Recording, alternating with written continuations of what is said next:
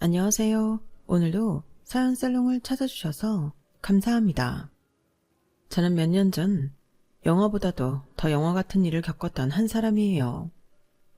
현실은 영화보다 더하다더니 어디에 말해도 믿기 힘든 사연이 제 인생에 저희 가족에게 벌어지게 될 줄은 상상도 못했네요.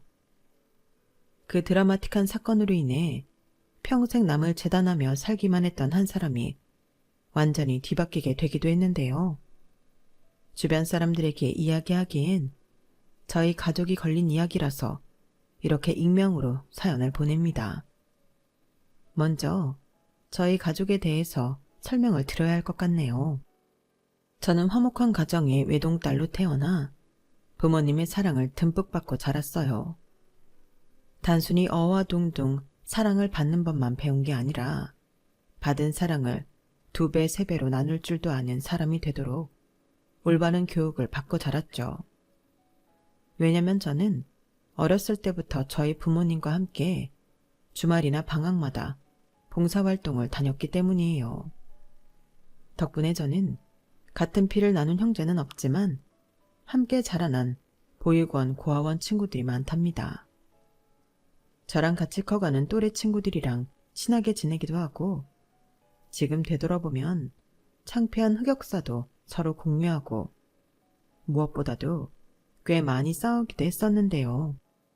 그런데 제가 친구들이랑 싸우게 되면 항상 저희 엄마가 와서 싸움을 중재했는데 단 한 번도 제 편을 그냥 들어주시는 법이 없었어요. 엄마는 항상 서운하리만치 정확하게 판사 역할을 하셨죠. 애들 앞에서만 그런 게 아니라 집에 와서도 추가로 달래주거나 하지 않으시고 제 잘잘못을 한치도 흐트러짐 없이 딱 잘라 말하셨어요.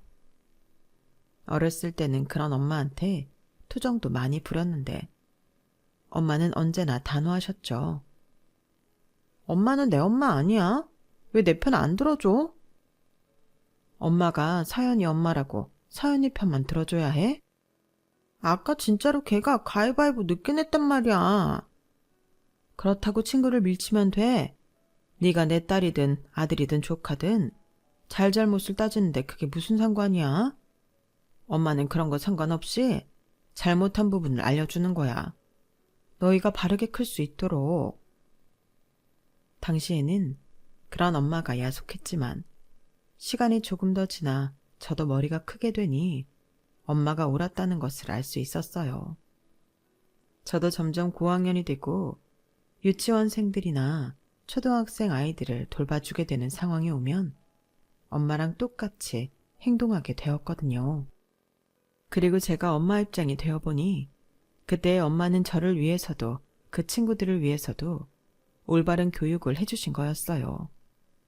그걸 알고 나니 저는 저희 엄마가 너무 자랑스러웠고 진로를 고민하던 시기에는 저도 부모님처럼 어려움을 겪는 친구들에게 도움을 주는 일을 하고 싶다고 생각했습니다.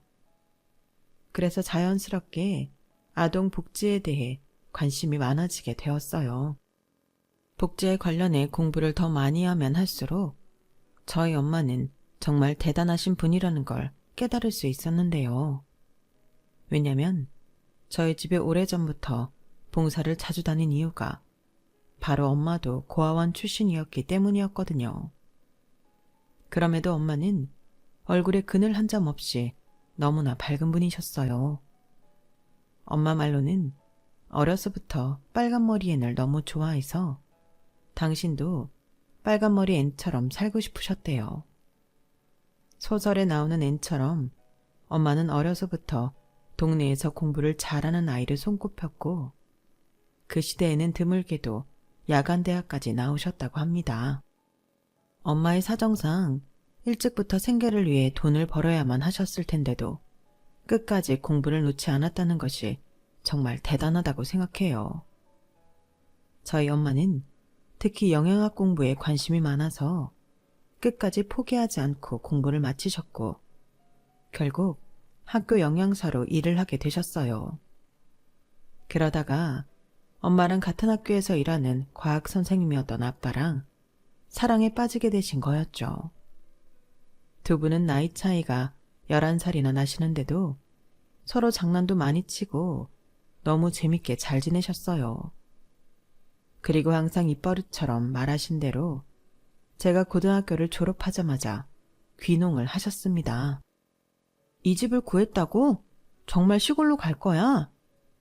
그럼 네 아빠 고향이라는데 이웃 주민들도 다들 친절하시고 마을이 너무 좋아. 엄마 아빠도 이제 좀 쉬어야지. 그럼 나는? 학교가 서울인데 통학을 어떻게 해? 뭔 통학을 해? 얼른 기숙사 신청해. 떨어지면 얘기하고. 설마 우리가 널 길바닥에 버리겠어? 기숙사 떨어지면 근처에 자취방은 구해줄게. 헐, 다른 집 부모님들은 딸이 자취한다고 하면 뜯어 말린다는데? 엄마, 진짜 우리 엄마 맞아? 나도 네 나이 때 혼자 방 얻어서 살았어야. 너는 엄마 아빠가 방도 구해주고 용돈도 주는데 부족한 게 뭐니? 너도 다 큰 어른이니까 새로운 세상을 한번 살아봐. 엄마는 쿨하게 말씀하시며 절 출가시키셨죠. 제가 결혼해서 나간 건 아니었으니 저희 가족들은 우스갯소리로 절 반가출시켰다고 말하곤 했어요. 다행히 저는 기숙사에 들어가게 되었고 엄마가 말씀하신 것처럼 새로운 생활을 하게 되었는데요.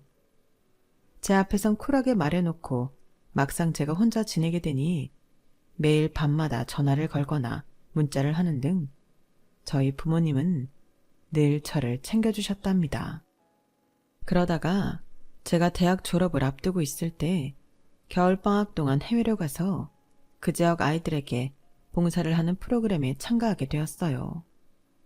그 전에 국내 봉사활동은 수없이 많이 다녀봤지만 해외로 가본 적은 한 번도 없었기에 저는 새로운 활동을 해보고 싶다는 생각에 그 프로그램에 신청한 것이었는데요. 해외 환경은 국내보다 엄청나게 열악했어요. 솔직히 그런 활동을 많이 해본 제 입장에서도 충격이었을 정도로요. 아이들 팔다리가 나뭇가지 같이 얇더군요.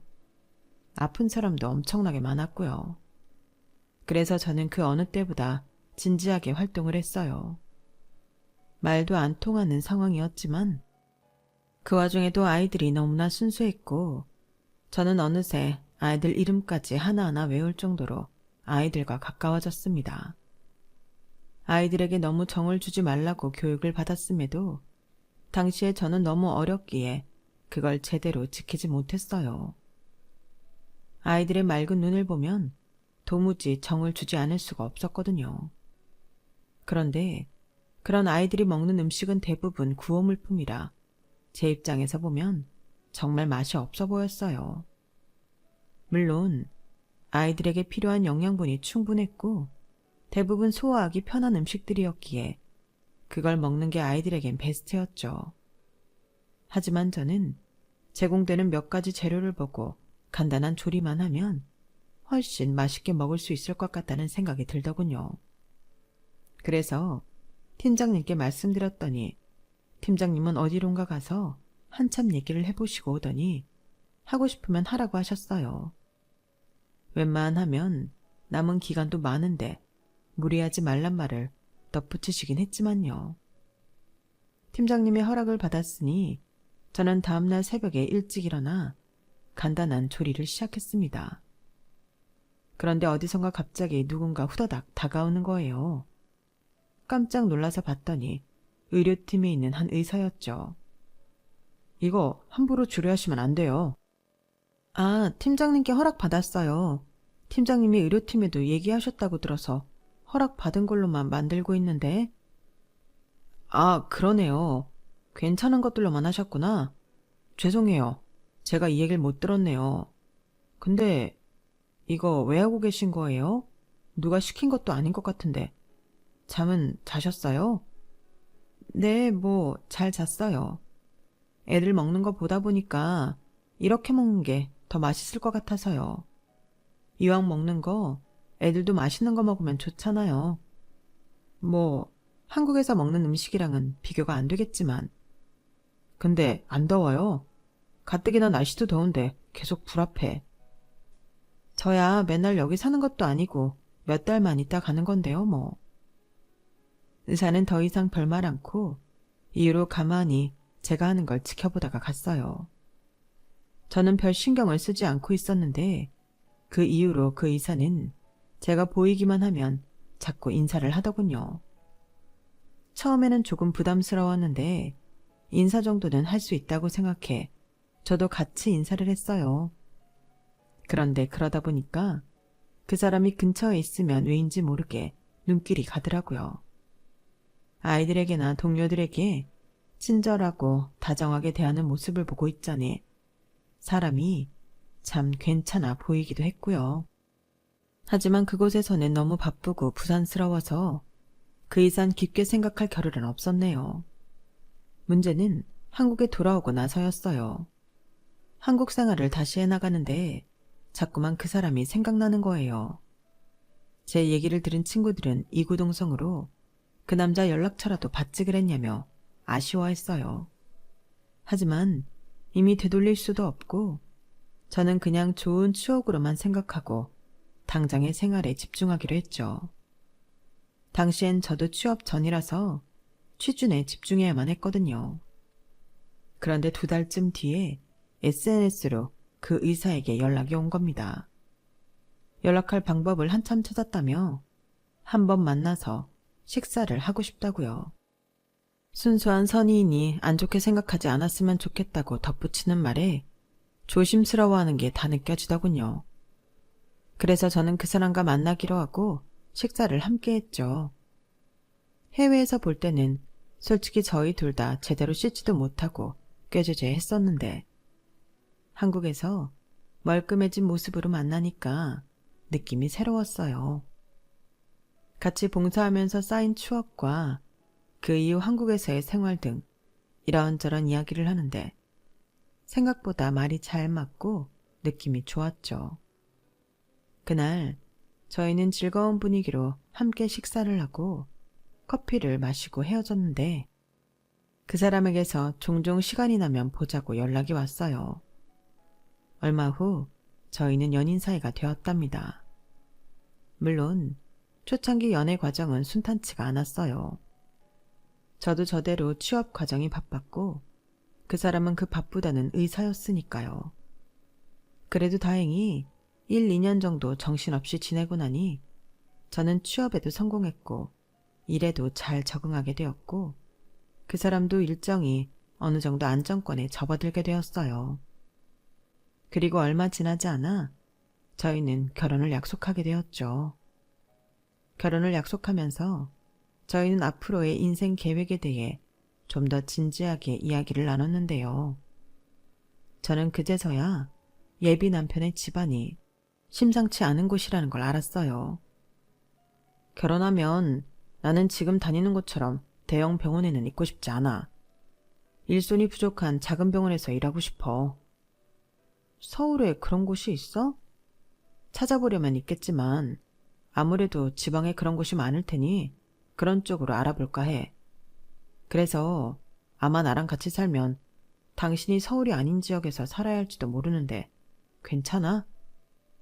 나야 상관없지. 우리 부모님만 해도 시골로 내려가셨는걸.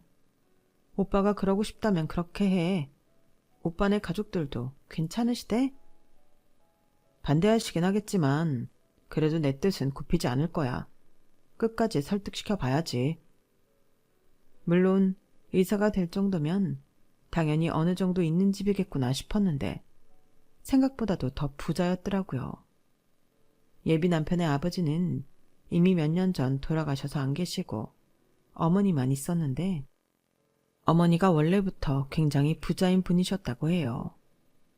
외가 집안이 전부 의사 집안이었고 그래서 어머니도 예비 남편에게 의사가 되어야 한다고 상당히 푸시를 많이 하셨다더군요. 공부머리가 타고난 데다 성격도 유순한 예비 남편은 어머니 말대로 의대에 가긴 했지만 막상 대학을 합격하고 나서는 다니기가 싫어졌다고 해요. 억지로 학과 공부를 꾸역꾸역 하고 있다가 우연한 기회로 해외 봉사를 시작하게 되었는데 그때 큰 충격을 받고 공부를 열심히 하게 되었대요. 하지만 본인은 외가 식구들 병원에 가는 것보다는 작은 병원에서 일하며 틈틈이 봉사활동을 하고 싶다더군요. 저야 예비 남편이 무슨 일을 하든 응원하는 마음이었어요. 문제는 예비 시어머니의 마음은 그렇지 않았다는 거죠. 제가 겪어보고도 믿기지가 않는 일이지만 예비 남편과 결혼을 약속하고 얼마 지나지 않아서 저는 정말로 드라마에서나 나올 법한 일을 실제로 겪게 되었어요. 예비 시어머니가 절 따로 찾아오신 거였죠. 처음엔 누군가 절 찾아왔다는 말에 나가봤다가 깜짝 놀랐네요. 머리끝부터 발끝까지 엄청난 명품들로 휘감고 누가 봐도 엄청난 부자겠다 싶은 사모님이 계셨거든요. 그런데 그런 사모님이 절 보자마자 얼마나 표독스럽게 째려보는지 구미호한테 잡아먹히기 직전이 딱 이렇겠구나 싶을 정도였다니까요. 네가 우리 용범이랑 만난다는 애니? 네? 네. 근데 누구세요? 아, 혹시 오빠네 어머님이세요? 언제 봤다고 내가 네 어머님이야? 두 말 하나마. 우리 용범이랑 당장 헤어져라. 언제 봤다고 어머님이냐니. 순간 언젠가 어느 채널에서 본 것 같은 배우님을 실제로 보고 있는 건가 착각할 정도였어요. 실제로 예비 시어머님이 상당히 미인이셔서 정말 배우가 아닌가 진지하게 생각이 들기도 했고요. 저는 겨우 정신을 차리고 예비 시어머님께 대답을 했는데요. 아, 네. 오빠랑 얘기해 보겠습니다. 내가 헤어지려면 네 알겠습니다 할 것이지. 우리 용범이랑 뭔 얘기를 해보겠다는 거야? 내 말이 지금 말 같지가 않니? 사람이 만나고 헤어지는 일인데 어떻게 저 혼자 결정해서 말씀드리나요? 오빠는 오늘 일 모르고 있을 것 같으니 말해보겠다는 건데요. 얘 아주 대바라지네네? 네가 우리 아들한테 의사하지 말라고 그랬지? 딱 봐도 보통이 아닌 게 네가 애를 부추겼구나. 의사를 안 한다고요? 그런 얘기는 저도 못 들었는데요. 우리 병원에서 일을 안 하겠다잖아. 걔가 너 만나기 전에는 내 말대로 순순히 다 해주던 앤데 네가 이상한 물을 들이지 않고서야 애가 왜 갑자기 달라지겠냐고? 아, 오빠가 의사를 안 하겠다는 게 아니라 가족들이 하는 병원에서 하고 싶지 않대요. 그냥 일손 부족한 작은 병원에서 일하고 싶다고 저한테는 그렇게 얘기했어요. 그래서 너는 그걸 그냥 아 그렇구나 했다는 거야? 너라도 뜯어 말렸어야지. 예비 시어머니는 소리를 꽥 지르셨다가 제가 가만히 있자 목소리를 가다듬더니 대뜸 저에게 이런 제안을 해오시더라고요. 이야기를 들어보니 예비 시어머니는 예비 남편이 작은 병원에서 일한다는 것이 어지간히도 마음에 안 들었던 것 같더라고요. 그럼 네가 용범이 좀 설득시켜봐라. 그럼 내가 네가 우리 집으로 시집 오는 거 다시 한번 생각해보마. 죄송한데 저도 남한테 뭐 강요하는 사람은 아니라서 제가 설득한다고 해서 그게 될지 모르겠네요. 저는 진심으로 답변을 들었는데 예비 시어머니는 기가 차다는 듯이 헛웃음을 치시더라고요. 하, 너 대체 뭐니? 니네 부모님 대체 뭐 하시는 분이야? 무슨 애를 이렇게... 저희 부모님은 농사하세요. 뭐야? 제 이야기를 듣고 예비 시어머니는 단박에 얼굴이 벌개지시면서 엄청나게 화를 냈어요. 어디 농사나 짓던 촌년 따위가 감히 우리 아들을 넘봐? 그런데 그 말을 들으니 저도 화가 나더라고요. 하지만 남의 부모님께, 그것도 예비 남편의 어머니께 화를 낼 수는 없으니 일단 한번 참았죠. 예비 시어머니는 더 얘기할 가치도 없겠다면서 씩씩거리고 자리를 뜨셨어요. 갑자기 난데없이 찾아와서 본인 얘기만 기분 나쁘게 늘어놓으시고 그렇게 가버리시니 제 입장에서도 화가 엄청나게 났죠. 그리고 예비 남편에게 이 일에 대해서 이야기를 했습니다. 제 이야기를 들은 예비 남편은 곧바로 저에게 와서 어쩔 줄 몰라 하면서 미안하다고 사과를 했어요. 우리 엄마가 엄청 심하게 대하셨지. 미안해. 정말 미안해. 난 이해가 안 가. 내가 마음에 들지 않더라도 어떻게 우리 부모님까지 모욕하는 말씀을 하실 수가 있어?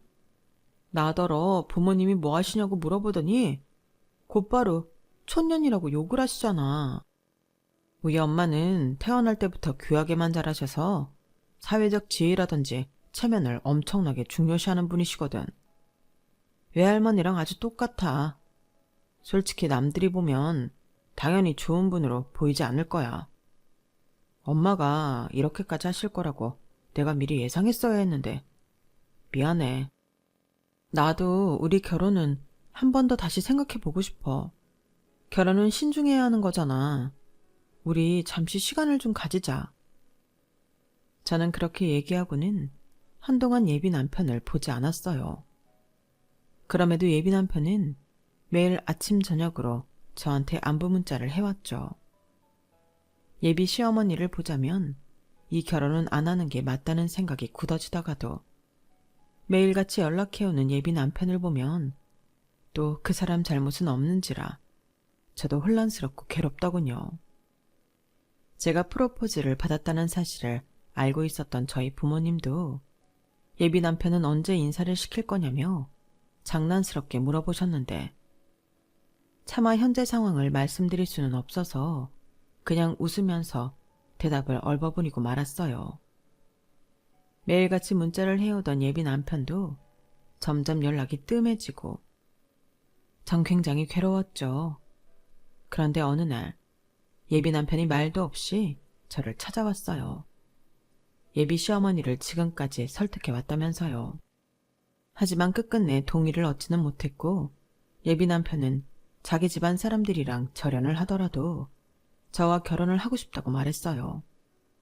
우리끼리 스몰 웨딩을 올려도 좋다면서요.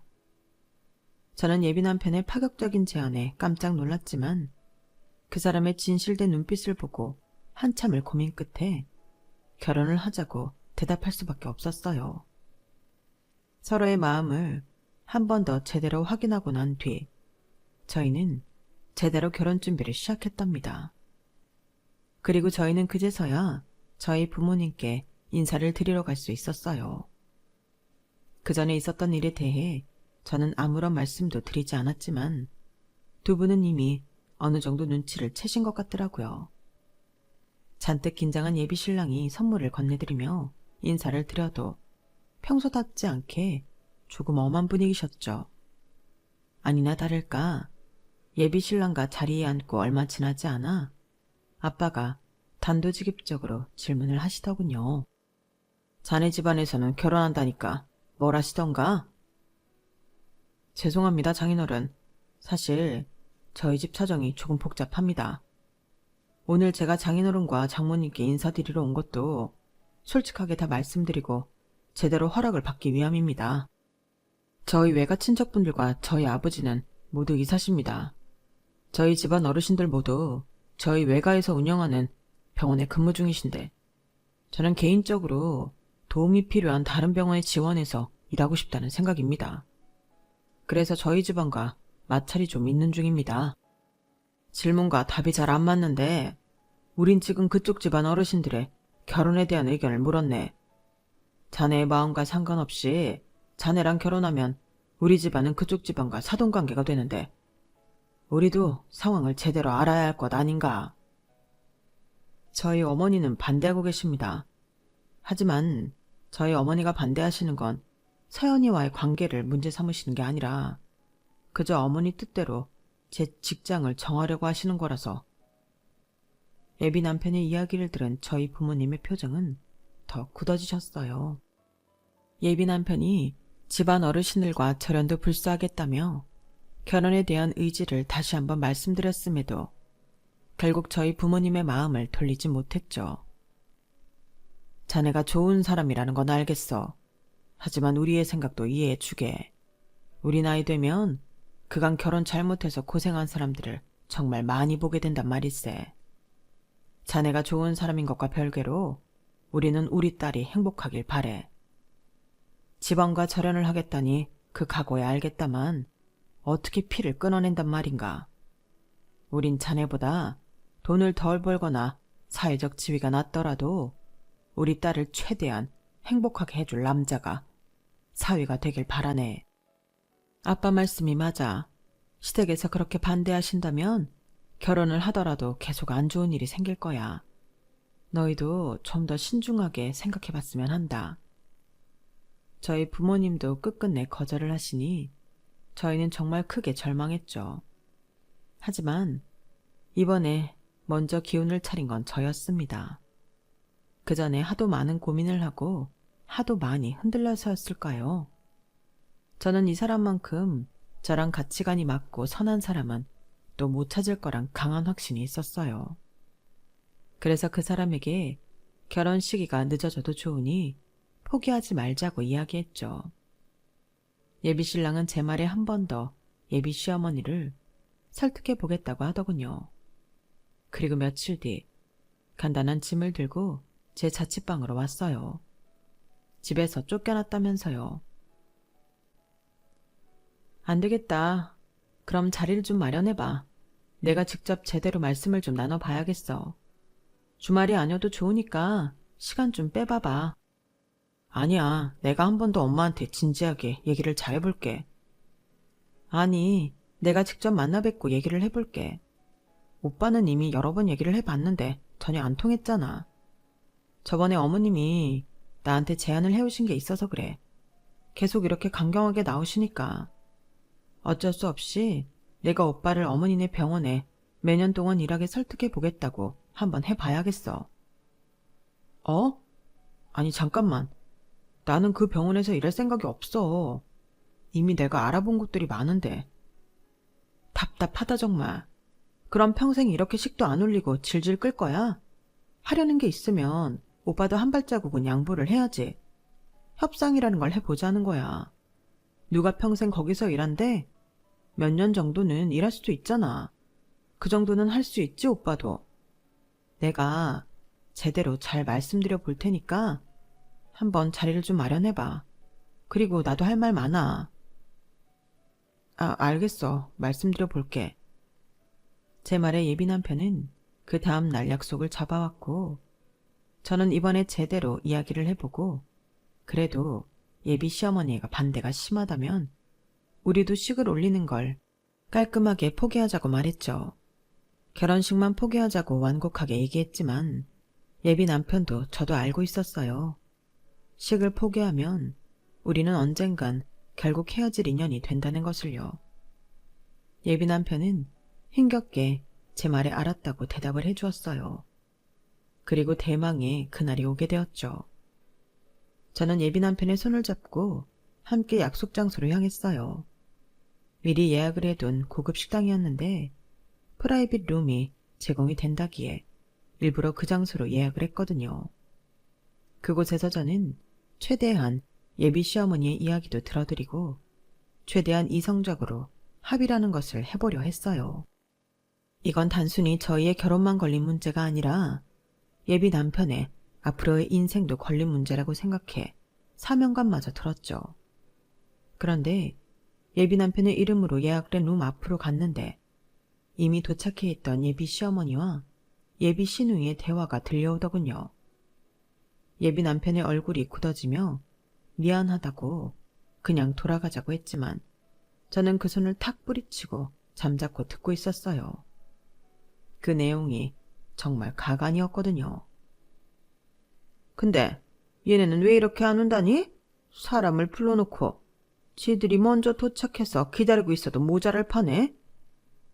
여자애가 딱 봐도 못 배우고 자란 티가 나잖아. 머리도 무슨 그지처럼 하고 다니고 말이야. 입은 옷 중에 괜찮은 브랜드라고는 한 개도 없더라. 어디서 듣도 보도 못한 옷만 입고. 아유 이게 다 뭐야? 어떻게 여자가 화장도 안 하고 이런 사진을? 아니 근데 너는 이 사진들은 대체 어디서 찾은 거야? 설마 무슨 뒷조사 같은 거 있니? 예, 그런 거 잘못 걸리면 너 큰일 나. 아유 엄마는 요즘은 그런 거 할 필요도 없어. SNS 같은 데 뒤지다 보면 앵간한 건 다 나와. 그래? 하긴 젊은 애들이란. 그래 뭐 시골 어디서 산다는 거야? 얘네 부모는 그래서 무슨 농사를 한다니? 참, 동사라니. 천안집구석에서 자란 천안년이랑 엮였다고 아주 개망신을 당하겠구나. 결혼이고 나발이고 이미 그런 집안이랑 구설수가 난 것 자체가 치욕스러운 일인데. 여기 봐봐. 이게 그 집안 사람들 사진이야. SNS에 올려놨더라고. 뭐 이런 촌뜨기 같은 여자가 우리 집안이랑 결혼을 한다는 건지. 아니, 대체 오빠는 무슨 이런 여자가 좋다고 정신이 팔려 있는 거야? 어이가 없네. 뭐야? 이거 고아원 사진이야? 세상에, 아예 근본이 없는 집이구만. 이름도 현진숙이 뭐야. 이름마저 가난한 티가 난다. 아, 내가 봤을 때는 그 집안 사람들 전체가 거머리처럼 우리 집안에 들러붙을 심산. 저는 더는 참지 못하고 문을 벌컥 열어 젖혔어요. 저를 건드리는 건 100번도 참을 수 있지만 저희 부모님을 건드리는 건 정말 참을 수가 없었거든요. 그 순간에는 결혼식이고 나발이고 그냥 그 자리를 뒤집어 엎어야겠다는 생각뿐이었습니다. 대체 무슨 개소리들을 짓거리고 있는 거예요?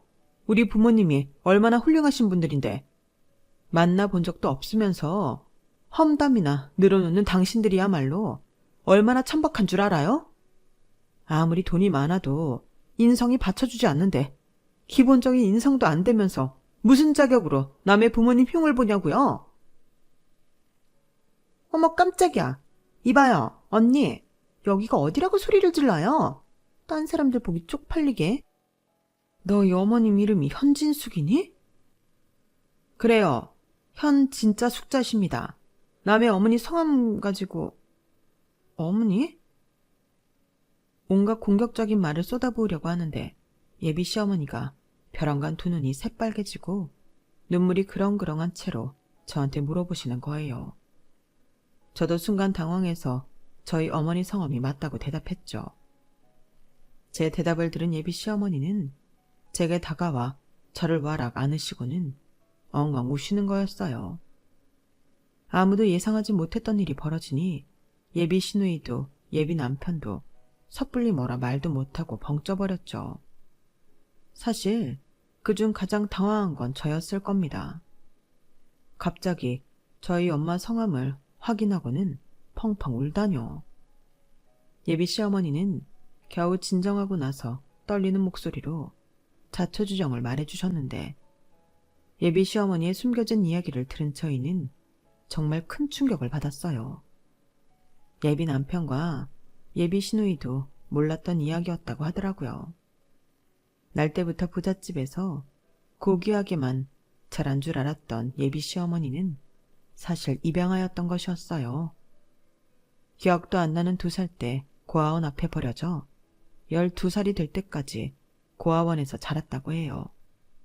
입양이 된 이후 환갑이 가까운 나이에까지 부잣집에서만 지냈어도 어릴 적 기억에 남을 정도로 그곳에서 오래 살았기 때문에 그 고아원에서 맏언니 역할을 해주었던 사람도 전부 기억한다고 했죠. 그 맏언니가 바로 저희 엄마였다고 해요. 2사람이 있었던 고아원은 굉장히 작은 고아원이었는데 그래서 그 안에 살던 아이들 모두가 친했다고 합니다. 하지만 상대적으로 큰 고아원들에 비해서는 후원 물품이 적게 들어왔기에 모두들 낡은 옷에 부실한 밥을 먹어야 했대요. 그런데 저희 엄마가 12살이 되셨을 무렵부터는 식당으로 직접 들어가 음식을 하기 시작한 것이었어요. 같은 재료라도 여러 가지 조리 방법을 통해 다양한 음식을 만들어 아이들에게 주었기 때문에 고아원 내의 아이들이 저희 엄마를 항상 좋아하고 잘 따랐다더군요. 진숙이 언니가 요리를 해준 뒤로 음식이 맛있어지긴 했지만 재료는 늘 정해진 재료뿐이었지. 그래서 언니는 항상 그걸 아쉬워했었어. 한창 자라나는 애들한테 늘 영양이 부실한 밥을 줘야 한다는 걸. 언니가 영양사로 오랫동안 일했다니 아마 어릴 적 그 열악했던 기억이 한으로 남았나 보구나. 하긴 애들이 철마다 잔병치레를 해댔으니 그 고운 심성에 오죽했을까. 나도 어릴 적에 심하게 앓았던 적이 있었는데 진숙이 언니가 밤새 간호를 해주고 손수 옥수수죽을 만들어 와서 떠먹여줬었단다. 그 뒤로는 나도 진숙이 언니 뒤를 졸졸 따라다니면서 언니가 요리하는 것도 돕고 애들 돌보는 것도 함께 도왔었지. 그러면서 예비 시어머니는 다시 눈물을 뚝뚝 흘리며 저에게 엄마를 만나게 해달라고 부탁하셨어요. 저희 집안에 대해서 심한 말을 해서 미안하다면서 최대한 빠른 시일 내에 보고 싶다고 하셨죠. 예비 시어머니의 부탁에 저희는 그 주 주말에 바로 예비 시댁 식구들을 데리고 저희 본가로 내려갔고 미리 소식을 들었던 저희 엄마도 눈물을 흘리며 예비 시어머니를 맞이하셨답니다. 두 분은 한참 동안이나 서로를 안고 울었고 어느 정도 추스르고 나서는 그간의 이야기를 나누셨어요. 사실 엄마는 동네 사람들한테도 칭찬이 자자했고 고아원 내에서도 아이들이 좋아했지만 이미 나이가 중학생이 넘어가게 되면서 입양을 갈 확률은 거의 없어지게 되었다고 해요. 보통 나이가 초등학생만 넘어가도 입양될 확률이 급격히 줄어들기 때문인데요. 그래서 일찍 자립할 생각을 먼저 한 거지. 사실 고아원에서 누가 시키지 않아도 일손을 돕고 요리를 했던 것도 내 나름대로는 빨리 일을 구할 생각으로 여러 가지를 했던 것도 있었어. 어디 나가서 파출부라도 일을 할 수 있어야 했으니까. 그치만 혜미는 달랐지. 우리 마을에서 예쁘게 생기기로 둘째가라면 서러운 아이였으니 실제로 12살에 입양이 됐었지. 그 나이에 입양이 되는 건 정말 드문 일인데 혜미가 딱 입양이 된 거야. 너무 기쁘고 다행이라고 생각하면서도 그간에 정이 있어서 마지막 날 우리가 얼마나 울었던지. 그때 언니가 마지막 날이라고 나한테만 계란 후라이를 해줬었어. 그거 기억나? 그땐 그런 게 얼마나 귀했는데. 그때 내가 그거 먹는데 얼마나 눈물을 삼키면서 먹었는지 몰라. 다들 잘 살라고 축복해줘서 입양을 갔는데 내가 입양 온 집안은 고아원같이 다들 친하고 다정한 그런 분위기가 아니었어. 엄마는 내가 입양아인 걸 철저히 감추시고 남들에게 내가 당신 친딸로 보이길 바라셨거든. 식사 예절부터 옷 입는 거, 말하는 거 전부 엄마랑 똑같이 해야만 했어. 내가 그 나이에 기적처럼 입양될 수 있었던 것도 내가 엄마랑 똑 닮은 얼굴이었기 때문이야. 그러다 보니 나도 모르게 이 나이 먹도록 내가 원래 누구였는지도 잊고 살았던 것 같구나. 사연아, 미안하다. 그간 너한테 했던 망언들 정말 미안해. 자신의 영엄마를 따라 사람들을 볼 때마다 급을 나누고 차별하는 게 습관처럼 굳어져 버렸다는 예비 시어머니의 말을 듣고 저는 그럴 수도 있겠다고 이해를 해주었어요. 예전에 아동 심리에 대해서 배운 적이 있었는데 새 부모를 갖게 되는 아이들이 두 번 다시 버림받지 않으려고 그런 행동을 하는 경우가 있다고 들었었거든요. 그래서 저는 예비 시어머니께 잘못을 뉘우치고 계시니 이제 괜찮다고 용서해드리겠다고 했어요. 옆에서 그 얘기를 들은 저희 부모님 역시 그런 예비 시어머니를 용서해 주었죠. 이제라도 원래 내가 알던 혜미로 돌아와서 참 다행이야. 하지만 사람이 저지른 말과 행동은 주워 담을 수가 없는 일이니 앞으로도 그간 살아왔던 습관은 계속 버리려고 노력하면서 지내. 꼭 그럴게 언니. 정말 미안해. 내가 언니 딸인 줄도 모르고. 사돈 어르신께도 정말 죄송해요. 제가 그동안 다른 사람들 흉보고 깔봤던 게 지금 생각하니 그렇게 천박할 수가 없어. 우리 애들한테도 그동안 내가 무슨 짓을 해왔는지. 그래, 괜찮아. 앞으로 달라지면 돼. 우리 집에도 자주 놀러와. 옛날 어렸을 적보다 더 맛있는 음식들 많이 해줄 테니까. 애들도 데려오고. 그리고 예비 시어머니가 그렇게 울면서 용서받고 있을 때 곁에 있던 예비 시누이도 쭈뼛쭈뼛 제 옆으로 다가와 저한테 사과를 했습니다. 저기 그날 일은 미안해요. 저도 막 엄청나게 아기가 있어서 한 말은 아니었고, 엄마랑 그러고 수다 떠는 게 일상이었다 보니까. 일상처럼 했던 말이라면 더 큰 문제예요, 아가씨. 앞으로는 어머님이랑 같이 예쁜 말만 하시는 습관을 새로 들이셔야겠어요. 알았어요. 미안해요. 화 많이 났어요? 저도 예전에 대학생 때 자선 행사 다녀와 본 적이 있어요. 나도 그럴 때는 예쁘게 말했는데 앞으로 말 조심할게요. 네, 잘못을 뉘우치고 사과한 다음 앞으로 안 그러면 되는 거죠. 저도 이미 어머님이랑 아가씨 다 용서했어요. 대신 앞으로는 절대 같은 실수는 하지 마세요. 저 역시 그런 예비 시누이에게 엄마랑 똑같이 훈계와 용서를 같이 하면서 화해를 했네요. 그렇게 모든 장애물이 사라진 뒤 저희 부부는 작년에 양가 가족들의 축복을 받으며 행복한 결혼식을 올렸어요. 제 남편은 시댁 집안 병원에서 일할 필요 없이 곧바로 본인이 원했던 병원에 취직할 수 있었답니다. 그곳은 저희 친정 부모님 댁과 멀지 않은 지방의 한 작은 병원인데 나이가 지긋하게 드신 선생님이 혼자 운영하시다가 젊은 일손이 들어오게 되니 하늘이 도왔다며 한바구음을 지으셨어요. 저희 남편은 의료 서비스를 받기 어려운 분들을 위해서 주기적으로 왕진도 다니는 등 행복하고 성실하게 일하고 있답니다. 저 역시 남편의 새 일터 근처로 직장을 옮기면서 여전히 복지에 관련된 일을 하고 있고요. 저희 시댁 식구들과 친정 식구들은 둘도 없이 친한 사이가 되었는데 간혹 저희 부부가 내려가지 않더라도 네 분이서 재밌게 잘 노시더라고요. 시어머니는 시누이가 함께 못 내려오면 혼자서라도 거의 매달 내려와서 친정 부모님의 농사일도 돕고 맛있는 음식도 양껏 드시고 가세요. 시어머니도 시누이도 알고 나니 참 순수한 분들이신 게 농사일을 처음엔 낯설고 힘들어하다가도 하나하나 차근히 알려드리고 작은 것에도 잘한다 칭찬을 해드리니 더 신이 나서 일손을 도와주시더군요. 그리고 이제는 편하게 할머니 바지를 입고 마룻바닥에 누워 자는 묘미를 알게 되어 매번 올 때마다 할머니 바지부터 찾으시기도 하신답니다. 이렇게 행복한 집안 분위기 덕분인지 저희 부부도 결혼한 지 1년도 되지 않아 아이를 갖게 되었어요. 이번 가을에 출산 예정인데 벌써부터 양가 부모님들이 얼마나 기대가 크신지 모릅니다. 저희 남편 역시 벌써부터 아이방을 만들어 이것저것 육아용품을 고르느라 정신이 없네요. 저희의 이야기는 다행히도 이렇게 해피엔딩으로 마무리 짓게 되었어요.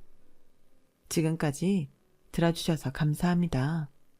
여러분도 혹시 여러분을 괴롭게 하는 사람이 있다면 그 사람이 잘못을 뉘우치고 화해하게 되길 기도할게요. 저희 가족에게 일어났던 놀라운 기적 같은 일이 여러분에게도 일어나게 되길 바래요. 매일매일 행복하세요. 여러분, 사연 댓글에 응원과 현명한 조언 부탁드려요. 좋아요와 구독은 저에게 큰 힘이 됩니다. 오늘도 좋은 일 가득하세요.